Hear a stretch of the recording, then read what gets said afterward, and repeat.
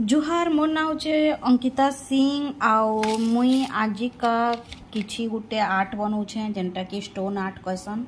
आउ देखुन इटा मोर कंप्लीट हो गला स्टोन आर्ट। मैं आपण मन के देखौछे इटा सुखुछे निहा सुखे सुखी जीवा बेले आउ भल दिसवा। आ इटा गोटे ब्लैक थी अच्छे इटा सुखवा बेले मुई तार ऊपर पेंट करबी।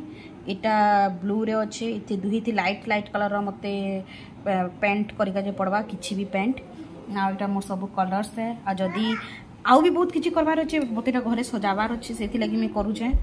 आ केनते लागुछे मुई ब्लॉग थी आपण मन के छाड़बी देखबे यूट्यूब रे।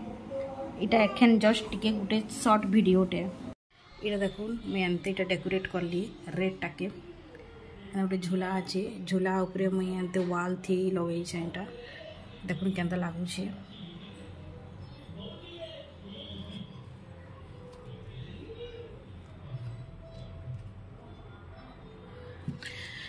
देखुचे आपन के लुक देखौछे केनता लागला देखु इटा हो जे कंप्लीट देखुन एखन मुई इटा के इठाने टीवी स्टैंड ठाने रखी छे। आउ इटा गोटे डेकोरेट करछे देखुन केनता लागुछे कहबे भल लागुछे भल दिसुछे बेले मते कमेंट करबे शेयर करबे और सब्सक्राइब भी करबे मोर चैनल के। आ देखुन मैं एंत रखी छे इटा के।